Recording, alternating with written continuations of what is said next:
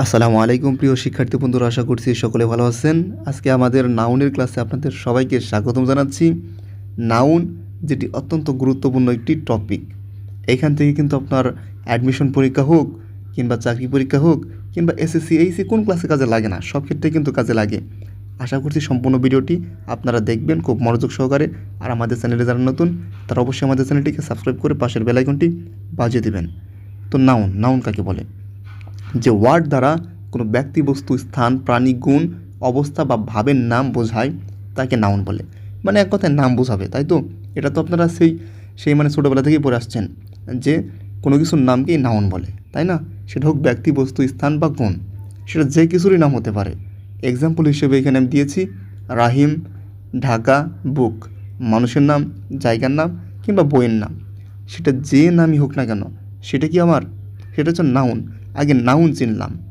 এখন আমরা শিখব হচ্ছে টাইপস অফ নাউন, মানে নাউনের প্রকারভেদ। নাউন সাধারণত 5 ভাগে বিভক্ত করা হয়েছে, তো সেগুলো আমরা দেখব। 1 নম্বরে ভাগ করা হয়েছে প্রপার নাউন।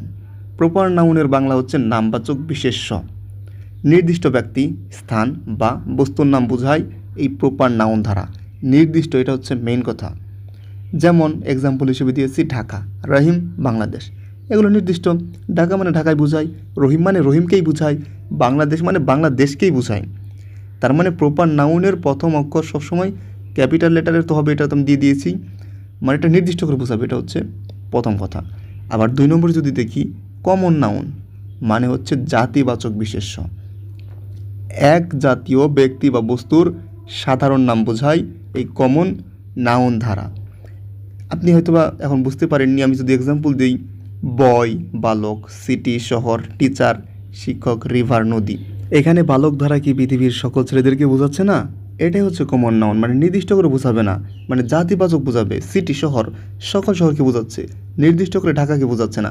যদি নির্দিষ্ট করে হয় সেটা কি প্রপার নাউন। টিচার পৃথিবীর সকল শিক্ষককে বোঝাচ্ছে, কিন্তু আমি যদি নির্দিষ্ট করে বলি রহিম, করিম, জসিম, এরকম কোনো নাম নির্দিষ্ট, ইনি হচ্ছে আমার শিক্ষক, তখন কি সেটা আমার প্রপার নাউন। রিভার, নদী দ্বারা পৃথিবীর সকল নদীকে বোঝাচ্ছে। কিন্তু যদি বলা হয় পদ্মা, মেঘনা, যমুনা, তখন কি আমি নির্দিষ্ট করে বোঝাচ্ছি, সেটা কি আমার প্রপার নাউন। আশা করি বুঝতে পেরেছেন প্রপার নাউন এবং কমন নাউনের মধ্যে যে পার্থক্য সেইটা। এরপর আমরা দেখব কালেকটিভ নাউন। কালেকটিভ নাউনের বাংলা হচ্ছে সমষ্টিবাচক বিশেষ্য। একাধিক ব্যক্তি বা বস্তুর সমষ্টিকে বোঝায় কি কালেকটিভ নাউন, অর্থাৎ একাধিক ব্যক্তি বা বস্তুকে বোঝাবে। আশা করি বুঝতে পেরেছেন কীরকম থাকবে। সমষ্টি আকারে থাকবে। সমষ্টি আকারে কি থাকে? টিম, একটা দল, ফ্লোক মানে কি ভেড়ার পাল। জুরি বলতে বোঝায় হচ্ছে আপনার কোনো নির্ণায়ক সভা, সবার মধ্যে বসলে একটা জুরি বোর্ড বসায় না, যে এরা নির্ধারণ করবে কী বিচার হবে, এরকম। কমিটি মানে সম্প্রদায়, মানে একটা সম্প্রদায় একের ডাকে যে আরেকজন আসবে। যেমন আপনার আর্মি আছে, পুলিশ আছে, এই যে এদের কি একজন বিপদে পড়লে আরেকজন কিন্তু আসবে, মানে এরকম সমষ্টি বোঝাবে। আশা করি বুঝতে পেরেছেন যে কালেকটিভ নাউন কি, একাধিক ব্যক্তি বা বস্তুর কি সমষ্টিকে বলা হয়। সমষ্টি আকারে থাকবে, এটা কিন্তু একা থাকবে না। এরপর 4 নম্বর যদি বলি ম্যাটারিয়াল নাউন। ম্যাটারিয়াল নাউন কাকে বলে? বস্তুবাচক বিশেষ্য, অর্থাৎ যে নাউন কোনো উপাদান বা পদার্থ বোঝায়। আরও যদি নির্দিষ্ট করে বলি যে যেটা ওজন করা যায় কিন্তু গণনা করা যায় না। যে নাউন কি করা যায়? ওজন করা যায় কিন্তু গণনা করা যায় না, সেটা কি আপনার ম্যাটারিয়াল নাউন। যেমন এক্সাম্পল হিসেবে যদি আমরা দেখি স্বর্ণ তো ওজন করা যায় কিন্তু গণনা কি করা যায়? গণনা করা যায় না, অর্থাৎ আপনার ওজন করা যাবে কিন্তু গণনা করা যাবে না, মানে কোনো উপাদান বা পদার্থ বোঝাবে। ওয়াটার, পানি ওজন করা যায়, গণনা করা যায় না। আয়রন, লোহা, মানে এটা কি গণনা করা যায় না। এখন আপনি বলতে পারেন যে লোহা তো গণনা করা যায়, মানে এটা বলতে পারেন। দেখুন লোহা কিন্তু আলাদা কিন্তু গণনা করা যায়, কিন্তু লোহা কিন্তু প্রথম কিন্তু আলাদা থাকে না, এটা কিন্তু আলাদা বানানো করা হয়, ঠিক আছে, মিল কারখানার মাধ্যমে। তো এটা কিন্তু মূলত আলাদা কিন্তু করা যায় না, কিন্তু ওজন করা যায়। আবার মিল্ক, দুধ, এটাও কিন্তু কি ওজন করা যায়, কিন্তু কি আলাদা করা যায় না, আলাদা করে গণনা করা যাবে না। এগুলো হচ্ছে আপনার ম্যাটেরিয়াল নাউন। এরপর যদি আমরা দেখি অ্যাবস্ট্রাক্ট নাউন, সেটা হচ্ছে গুণবাচক বিশেষ্য, মানে হচ্ছে যা দেখা নাই কিন্তু অনুভব করা যায়, দেখা যায় না, ধরা যায় না, ছোঁয়া যায় না, কিন্তু অনুভব করা যায়, সেটাই কি আপনার অ্যাবস্ট্রাক্ট নাউন। যেমন honesty, beauty, freedom, kindness. Honesty সততা, বিউটি সৌন্দর্য, এগুলো কি দেখা যায় না, এগুলো দেখা যায় না। এখন কথা বলতে পারেন যে বিউটি সৌন্দর্য তো দেখা যায়। এখানে এই বিউটি বলতে ওই মুখের যে চেহারা সৌন্দর্য এটা না, এখানে গুণ বোঝাচ্ছে। একটা মানুষের যে সৌন্দর্যতা সেটা কিন্তু দেখা যায় না সাধারণত, সেটা কিন্তু তার ভেতরে থাকে। একটা মানুষের গুণ কি ভেতরে থাকে না, সেটা কি আমরা দেখতে পাই? দেখতে পাই না।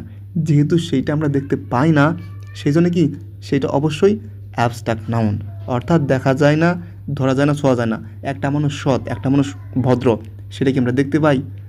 সেটা কি আমরা মানে ছুঁতে পারি, ধরতে পারি না? সেটা আমরা অনুভব করতে পারি, আমরা বুঝতে পারি যে না সে লোকটা কি সৎ, তার কাজকর্মের মাধ্যমে কিন্তু সে বুঝিয়ে দেয়। তো এগুলো কি এগুলো হচ্ছে আপনার অ্যাবস্ট্রাক্ট নাউন। আশা করি বুঝতে পেরেছেন। এরপর যদি আমরা দেখি নাউনের আরও কিছু প্রকারভেদ, মানে গণনা অনুযায়ী নাউনকে দুই ভাগে বিভক্ত করা হয়েছে। সেটা কি কি? একটা হচ্ছে কাউন্টেবল নাউন, আর একটা হচ্ছে আনকাউন্টেবল নাউন। কাউন্টেবল নাউন কি? কাউন্টেবল নাউন হচ্ছে যা গণনা করা যায়, অর্থাৎ গণনাবাচক। অর্থাৎ বুঝতেই পারছেন, যেটা গণনা করা যাবে সেটা হচ্ছে কাউন্টেবল, আর যেটা গণনা করা যাবে না সেটা হচ্ছে কি আনকাউন্টেবল। এক্সাম্পল হিসেবে যদি দেখি, বুকস, বই, পেন, কলম, স্টুডেন্টস, এগুলো কি গণনা করি না আমরা? বই কি গণনা করতে পারি না? অবশ্যই গণনা করতে পারি। আবার এইটাকে আবার দুই ভাগে ভাগ করা হয় অনেক সময়, সিঙ্গুলার এবং প্লোরাল। একটাও বোঝাতে পারে, একাধিকও গণনা মার্ক কি বোঝাতে পারে, তাই না? এই জন্য কিন্তু কি এটা সিঙ্গুলারও হতে পারে কাউন্টেবল নাউন, প্লোরালও হতে পারে। এরপর যদি আমরা দেখি আনকাউন্টেবল নাউন, আনকাউন্টেবল নাউন তো যেটা গণনা করা যায় না, অর্থাৎ তাই এটা আপনার সিঙ্গুলারও হবে না, প্লোরালও হবে না। এটা অনেকটা ম্যাটেরিয়াল নাউনের মতো, যেমন ওয়াটার, মিল্ক, ইনফরমেশন, এগুলো কি গণনা করা যায়? ওয়াটার, পানি কেউ কোনো দিন গণনা করেছে? না। মিল্ক গণনা করেছে? না। ইনফরমেশন, তথ্য, কেউ গণনা করেছে? না। এগুলো গণনা করেনি, এগুলো গণনা করা যায় না। এগুলো প্লোরালও না, নাউন মানে হচ্ছে আপনার সিঙ্গুলারও না। তো আশা করি বুঝতে পেরেছেন কাউন্টেবল নাউন এবং আনকাউন্টেবল নাউনের মধ্যে যে পার্থক্য, সেই জিনিসটা। এরপর যদি আমরা একটু দেখি যে নাউনের ব্যবহার, নাউন কোথায় কোথায় বসে। নাউন মূলত প্রায় সব জায়গায় বসতে পারে, সেটা সাবজেক্ট হিসেবে বসে, অবজেক্ট হিসেবে বসে, এবং কমপ্লিমেন্ট অন্যান্য অংশেও বুঝতে পারে। সাবজেক্ট হিসেবে, সাবজেক্ট কি মানে প্রথমে বসবার কি, কে বা কারা দ্বারা প্রশ্ন করলে যে উত্তর পাওয়া যায় সেটা কি আপনার সাবজেক্ট। যেমন রাহিম প্লেইস ফুটবল, কে ফুটবল খেলে, এই যে কে দ্বারা প্রশ্ন করেছি, কে? রাহিম, তাহলে কি এটা অবশ্যই সাবজেক্ট। সাবজেক্ট কে খেলে? রাহিম খেলে। আবার অবজেক্ট হিসেবে কীভাবে ব্যবহৃত হয়? I read a book, object কাকে বলে? কী বা কাকে দ্বারা প্রশ্ন করলে যে উত্তর পাওয়া যায় সেটা কি আমার অবজেক্ট। তাহলে আই রিড এ বুক, আমি একটি বই পড়ি, আমি কী পড়ি? কী পড়ি? অবশ্যই বই পড়ি। আই রিড এ বুক, তাহলে একটি বই পড়ি। তাহলে একটি বই, এই একটি বইটা কিন্তু কি একটা নাউন। এরপর কমপ্লিমেন্ট হিসেবে কোথায় ব্যবহৃত হয়? মানে কমপ্লিমেন্ট হিসেবেও এটা আপনার অবজেক্টও না, সাবজেক্টও না, মানে অন্য অন্য ক্ষেত্রে আর কি বসে। যেমন হি ইজ এ টিচার, সে একজন শিক্ষক। তাহলে সে একজন শিক্ষক, এখানে একজন শিক্ষকটা কি কমপ্লিমেন্ট হিসেবে ব্যবহৃত হয়েছে। তো এই হচ্ছে নাউন নিয়ে আলোচনা। এরপরে যদি নাউন নিয়ে কোনো প্রশ্ন থাকে আপনাদের মধ্যে, অবশ্যই আমাদের কমেন্ট করবেন আপনারা, আমরা উত্তর দেওয়ার চেষ্টা করব।